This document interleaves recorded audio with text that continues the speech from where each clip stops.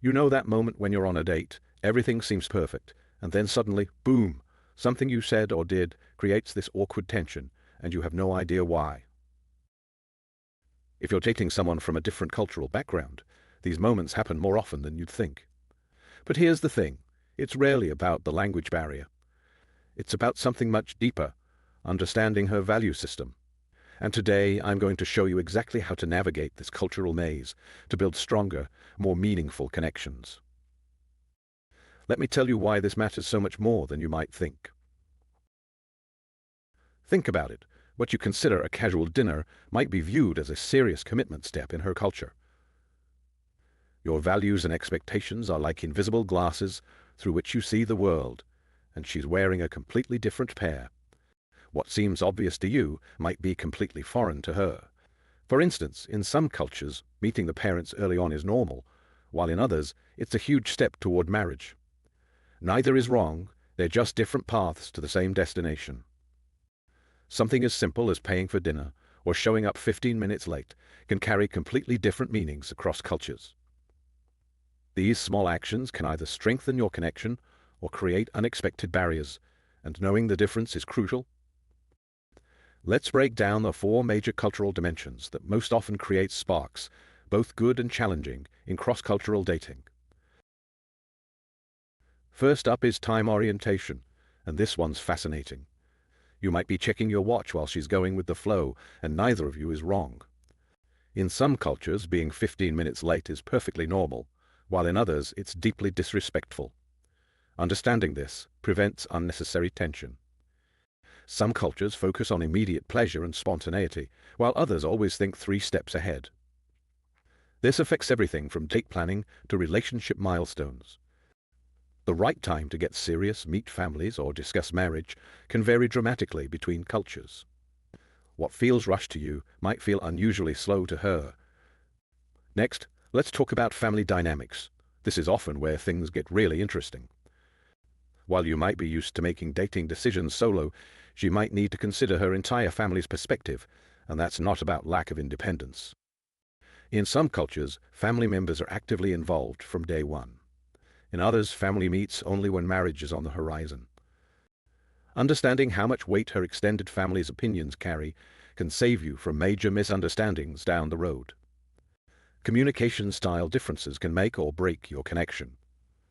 Western cultures often value direct communication, while many Eastern cultures communicate through context and subtle hints. Missing these cues can lead to major misunderstandings. Some cultures encourage open emotional expression, while others value emotional restraint. Her cold might be her culture's appropriate. Pay attention to nonverbal communication. In some cultures, it carries more weight than words. Finally, personal space, both physical and emotional, varies enormously across cultures. What's considered appropriate physical distance varies greatly. Some cultures are more touchy-feely, others maintain strict physical boundaries. Public displays of affection might be natural to you, but taboo in her culture. This isn't about shame, it's about different cultural norms. The line between private and shared information isn't universal. What you consider private might be community knowledge in her culture. Now, let me share some real talk about the mistakes I see guys making all the time, and how you can be smarter about this.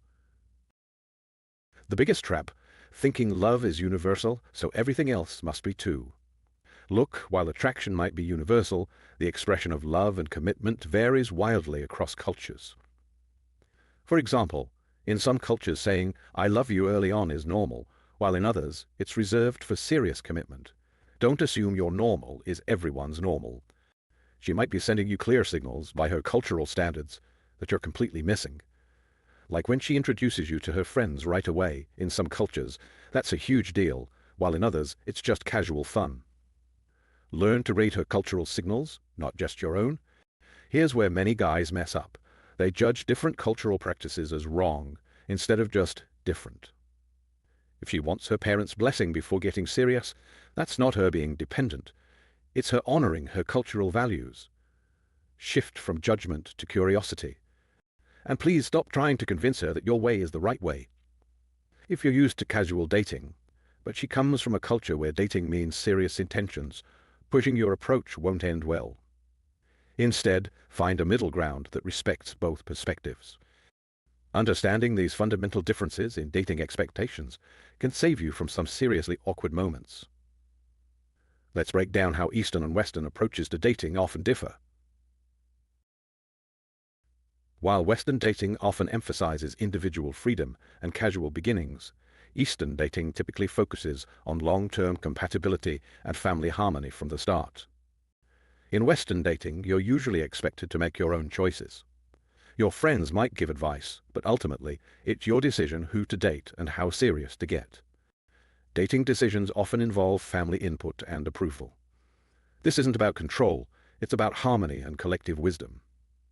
It's often considered normal and even healthy to date multiple people until you decide to become exclusive. This shopping around phase is seen as part of finding the right match. Many Eastern cultures view dating as inherently exclusive. The idea is to focus on one person and evaluate them as a potential life partner. Holding hands, kissing, or showing affection in public is generally accepted and common in Western dating culture. Public displays of affection might be considered inappropriate or disrespectful. Affection is usually reserved for private moments. Western daters typically value straightforward communication. If something's wrong, you're expected to say it directly. Communication often relies on context, subtle hints, and non-verbal cues. Direct confrontation might be seen as disrespectful. Relationships often start casually and gradually become more serious over time, with less pressure about marriage early on. Dating is often approached with marriage in mind from the beginning, which influences the pace and seriousness of the relationship.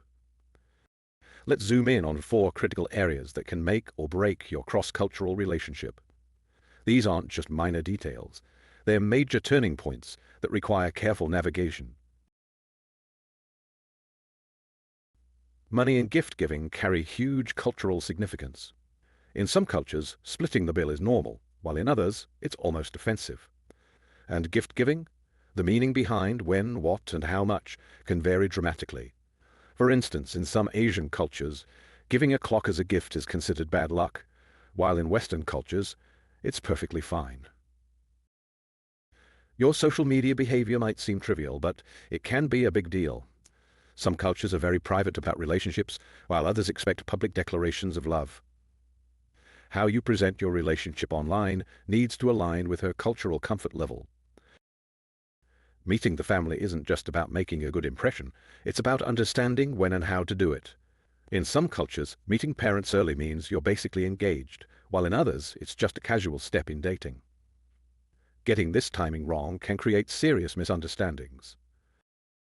Future planning isn't just about your dreams anymore. It's about understanding different cultural expectations about career, living arrangements, family responsibilities, and even which country you'll live in. These conversations need to happen earlier than you might think. Now let's talk about how to actually build that bridge between your two worlds. Because good intentions aren't enough, you need practical strategies. Here's a game changer. Instead of assuming you know what something means in her culture, get comfortable asking questions. But, and this is crucial, ask with genuine curiosity, not judgment. Try this. I noticed you seemed uncomfortable when I mentioned our date to my friends. In my culture, that's pretty normal. How is this viewed in your culture? See how that opens up conversation instead of creating defensiveness. You need to explain your cultural context too. Remember, what's obvious to you might be completely foreign to her. For example, if you're American and want to go Dutch on dates, explain that in your culture, this represents equality and independence, not lack of care or investment. This helps her understand your actions through your cultural lens. Here's something beautiful that happens in cross-cultural relationships. You can create your own unique blend of both cultures. Maybe you adopt her culture's respectful family dynamics while maintaining your culture's open communication style. It's like creating your own relationship language that honors both backgrounds. This is next-level listening. Pay attention not just to what she says, but how she says it.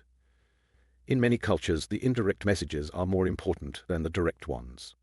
If she says maybe to meeting your friends in her culture, that might actually be a polite no. Learning to read these subtle cues is crucial for avoiding misunderstandings. This is absolutely crucial, guys. You need to know how to tell the difference between actual red flags and normal cultural differences. Let's break this down. Here's the key distinction. Cultural norms guide behavior, while control restricts your freedom. If she prefers not to stay out late because of her cultural background, that's normal. But if she's monitoring your every move and using culture as an excuse, that's a red flag. The difference lies in whether there's room for discussion and understanding. Every culture has boundaries, but healthy ones are consistent and explained. If she's clear about her cultural boundaries, like no physical intimacy before commitment, that's valid. But if boundaries keep changing and are used to manipulate situations, that's problematic. Look for consistency in how these boundaries are communicated and maintained. This is huge.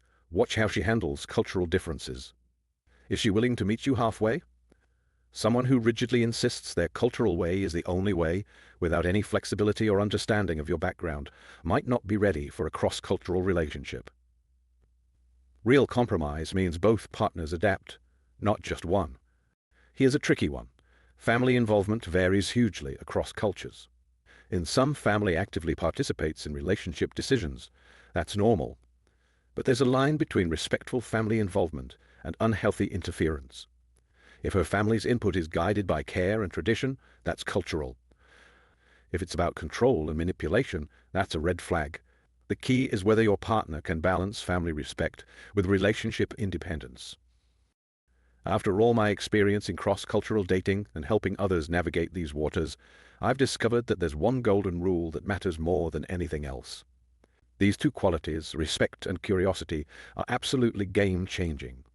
When you approach cultural differences with genuine respect and curiosity, you transform potential conflicts into opportunities for deeper connection. Instead of thinking that's weird or that doesn't make sense, you start asking, help me understand why this matters to you. This simple shift in mindset can make the difference between a failed connection and a thriving relationship.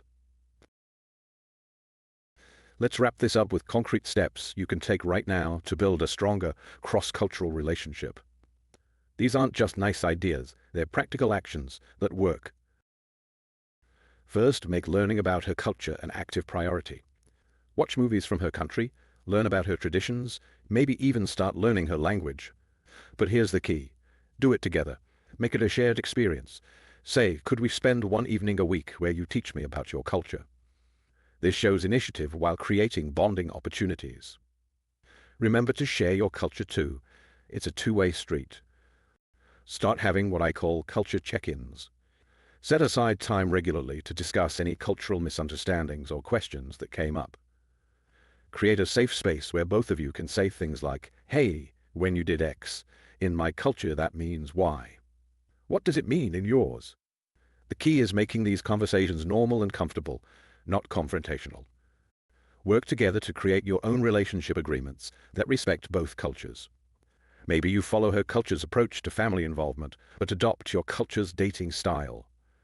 The important part is that these agreements are explicit, mutually agreed upon, and flexible enough to evolve as you both grow together.